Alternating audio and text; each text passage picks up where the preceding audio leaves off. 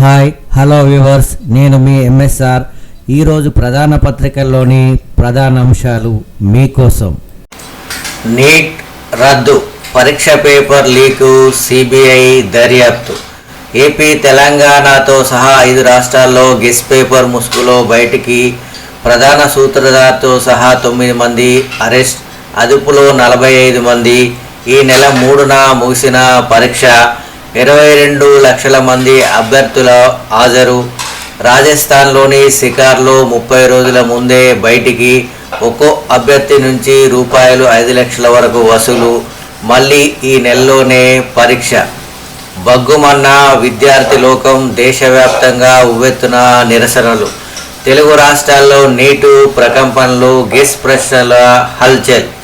రాజస్థాన్లోని కోట నుంచి నేరుగా వాట్సాప్ గ్రూపుల్లోకి మొదట్లో విశ్వసించని స్టూడెంట్స్, ఆ తర్వాత తేరుకొని ఒక్కో ప్రశ్నకు రూపాయలు 3,000 చొప్పున కొనుగోలు. కార్పొరేట్ విద్యా సంస్థల విద్యార్థులకు అందిన గెస్ ప్రశ్నల జాబితా. ప్రధానికి అమృతకాలం, దేశానికి విషకాలం. లక్షలాది విద్యార్థుల కఠోర శ్రమను బీజేపీ ప్రభుత్వం నిర్వీర్యం చేసింది. విద్యారంగంలో వ్యవస్థీకృత అవినీతికి ఇది నిదర్శనం. రాహుల్ గాంధీ ధ్వజం.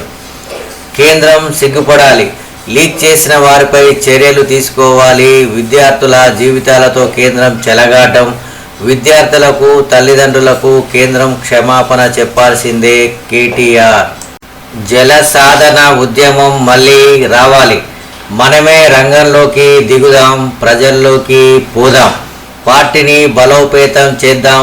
ఎర్రవెల్లి ఫామ్ హౌస్లో బీఆర్ఎస్ పార్టీ ప్రధాన కార్యదర్శుల సమావేశంలో గులాబీ దళపతి కేసీఆర్ దిశానిర్దేశం. ప్రతి గింజ కొనాల్సిందే. మిషన్ మోడ్లో ధాన్యం సేకరణ, కొనుగోళ్లలో నిర్లక్ష్యాన్ని సహించం. రైతులకు ఎక్కడా ఇబ్బంది కలగనీయద్దు. క్షేత్రస్థాయిలో ప్రత్యక్షంగా కలెక్టర్ల పర్యవేక్షణ ఉండాలి. వీడియో కాన్ఫరెన్స్లో కలెక్టర్లకు ముఖ్యమంత్రి రేవంత్ రెడ్డి ఆదేశాలు. ఖానామెట్లో భూ కబ్జా. 50 కోట్ల విలువైన 1400 గజాల స్థలంపై పెద్దల కన్ను. ఆ భూమి తమదేనంటూ ఫెన్సింగ్ను కూల్చిన కబ్జాకోర్లు.